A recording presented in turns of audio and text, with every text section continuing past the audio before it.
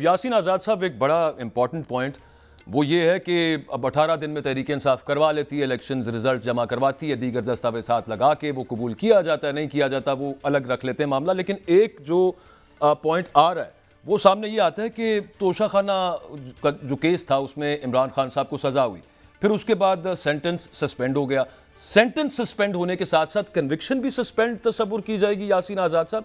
Just in case इस वजह से पूछ रहा हूं कि इस पर एतराज इलेक्शन कमीशन लगा सकता है अगर दोबारा इमरान खान को उन्होंने चेयरमैन मुंतखब कर लिया इलेक्शंस में। देखिए सर, पहली बात यह है कि हर पार्टी का अपना एक मंशूर है और उस मंशूर के अंदर जो तरीकाकार दिया हुआ है उसके मुताबिक आपने अपनी पार्टी के इलेक्शन कराने हैं।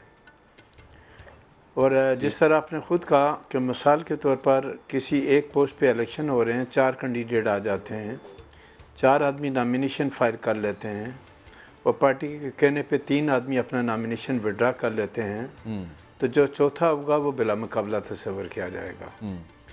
लेकिन अगर 2 या 3 मिल के लड़ते हैं तो फिर पार्टी के जो वो लोग वहाँ मौजूद होते हैं उनके दरमियान वोटिंग भी हो सकती है, हाथ उठा के भी हो सकती है, बैलेटिंग भी हो सकती है। वो डिपेंड करता है पार्टी के मंशूर पर।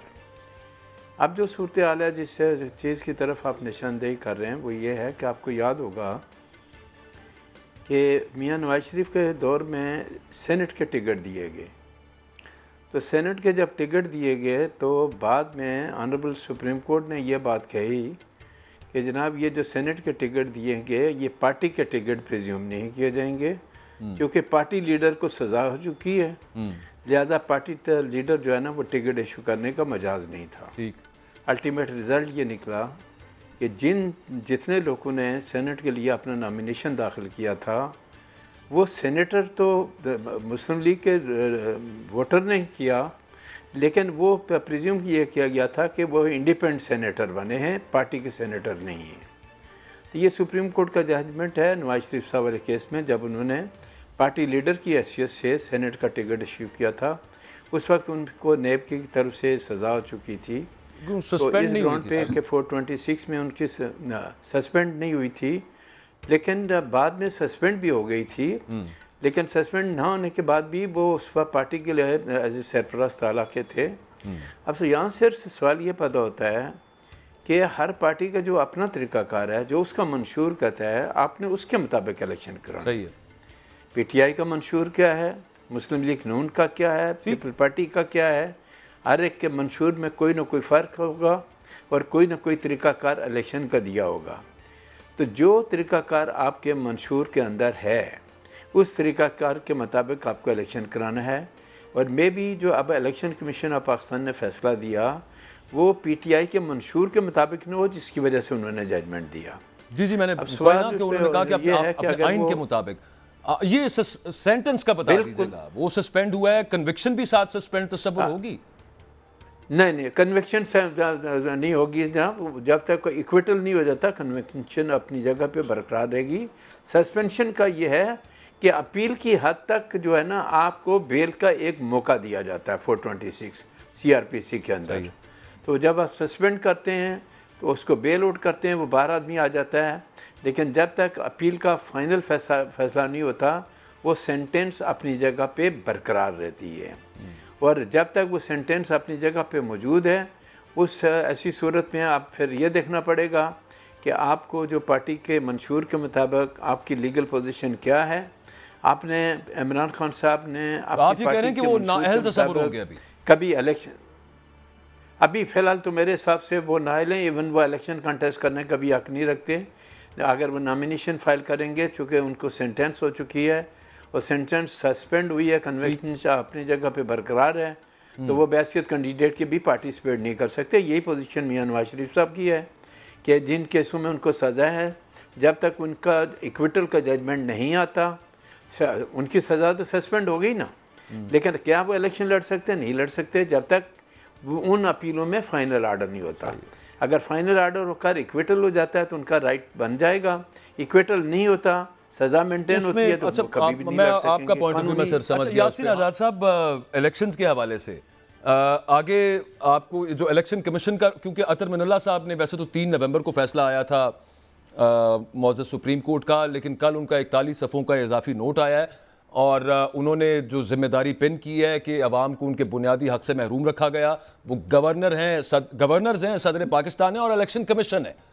आप इस चीज़ से अग्री करते हैं कि मतलब सदर पाकिस्तान ने एक डेट सजेस्ट की, इलेक्शन कमीशन ने मिलने से ही इनकार कर दिया, मुशावरत करने के लिए भी, और गवर्नर्स ने तो खैर उन्होंने कुछ भी नहीं किया अल्लाह के हुक्म से। लेकिन साथ ही साथ इस चीज़ को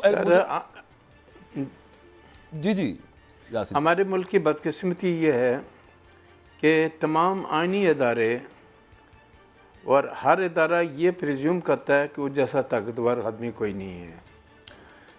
हमारे आइन के मुताबिक हर आइनी इदारे के अपनी हदूद मुकर्रर कर दी गई हैं।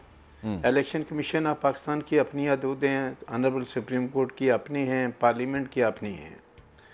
मेरा तो अपना जो ज़ाती पॉइंट ऑफ व्यू है वो ये है कि सबसे ज़्यादा मजबूत इदारा अगर जो है मेरे नज़दीक वो है पार्लियामेंट का इदारा। सही। लेकिन पार्लियामेंट के इदारे को वक्तन फ़क्तन हमने काफ़ी हद तक कमज़ोर कर दिया। अब पार्लियामेंट का इदारा वो इदारा है जो कानून साजी करता है, लेकिन वक्तन फ़क्तन हमारी अदलिया ने भी पार्लियामेंट के मामलात में माजी में इतना बुरी तरह से इंटरवीन किया जो नहीं होना चाहिए था। इसी तरह इलेक्शन कमीशन ऑफ पाकिस्तान का जो इदारा है वह एक आइनी इदारा है। फ्री एंड फेयर इलेक्शन कराने की जिम्मेदारी इलेक्शन कमीशन ऑफ पाकिस्तान की है, किसी और की नहीं है। अब अगर इदारे जिनकी अपनी आइनी हदूद मुकर्रर कर दी गई है एक दूसरे के मामलात में मदाखलत करेंगे और ये प्रिज्यूम करेंगे कि मेरा इदारा सबसे ज़्यादा सुपर है और आप उस इदारे के मुताबिक अपने आप को चलाएंगे, तो माजी में मैंने ये देखा कि हमेशा एक आइनी बहरान पैदा हुआ इदारों के गलत तरीक़ाकार की वजह से। उसमें मेरी अदलिया भी शामिल है, क्योंकि माजी में अदलिया ने जब वक्तन फ़क्तन जजमेंट दिए, जिस तरह मैं एक मिसाल देता हूँ कि माजी में जिस तरह हमज़ा और शहबाज के हमज़ा के और परवेज़ इलाही के इलेक्शन में ऑनरेबल सुप्रीम कोर्ट का एक जजमेंट आया जिसमें उन्होंने कहा कि 25 वोट जो हैं वो काउंट नहीं होंगे। कहीं आइन के अंदर कहीं ये लिखा हुआ है कि जो वोट पड़ेगा वो काउंट नहीं होगा। 63A की ऐसे ही हमारे बाहर के इलेक्शन हो रहे हैं। सिंध हाई कोर्ट में एक ऐसा ही जजमेंट आया जिसको हम अभी फेस कर रहे हैं 2 दिन से। प्रॉब्लम ये है कि जब आइन एक तरीकाकार बताता है, जब आइन का आर्टिकल 218 से लेकर 224 के अंदर इलेक्शन कमीशन ऑफ पाकिस्तान को इस बात का हक है कि वो फ्री एंड फेयर इलेक्शन कराए।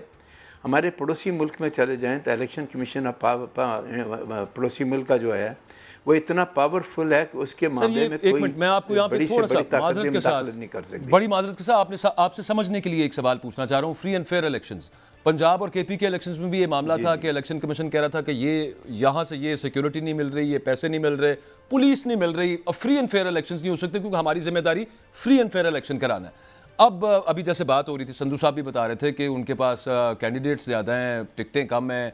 तैमूर तालपुर साहब की पार्टी है, वो भी अपने फुल स्विंग के अंदर अपनी इलेक्शन कैंपेन ऑन रखे हुए हैं। तीसरी एक जो बड़ी पार्टी है उसको तो जलसा करने की ही इजाज़त नहीं है अभी तक।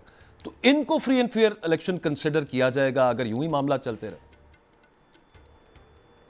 देखें सर, माजी में आप देख लें कि माजी में जितने इंतखाबात हुए हैं क्या फ्री एंड फेयर इलेक्शन हैं, और फ्री एंड फेयर इलेक्शन जो है क्या election commission of Pakistan executive की सपोर्ट के बगैर करा सकता है?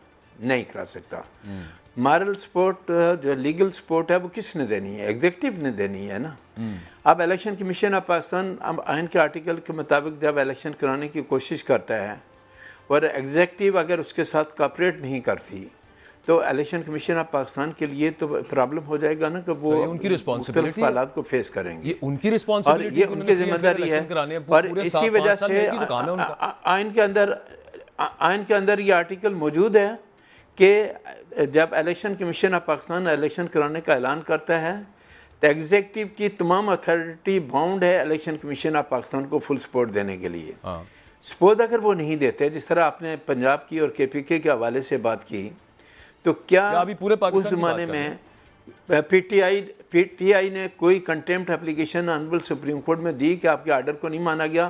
और 14 मई के हवाले से जो ऑनरेबल सुप्रीम कोर्ट का आर्डर जजमेंट आया उसने सारी जिम्मेदारी इलेक्शन कमीशन ऑफ पाकिस्तान पर डाल दी कि ये इलेक्शन कमीशन ऑफ पाकिस्तान वो की तो एक मामला जिम्मेदारी हुआ थी, हुजूर, वो free and fair Yasir election नहीं आज़ाद करा साहब, सका। मैं अभी का वैसे ये- पूछ रहा था कि जो किया ना तहरीक इंसाफ ने, तो कोर्ट्स में चैलेंज किया हुआ कि यार ये डीसी साहब जलसा करने तक की इजाजत नहीं दे रहे, बाकी पार्टियां करती हैं लेकिन ये करने लगते हैं, दफा 144 नाफिज हो जाती है। तो ऐसी सूरत हाल में एक लेवल प्लेइंग फील्ड इंश्योर करना फ्री एंड फेयर इलेक्शंस के लिए इलेक्शन कमीशन का काम है ना सर?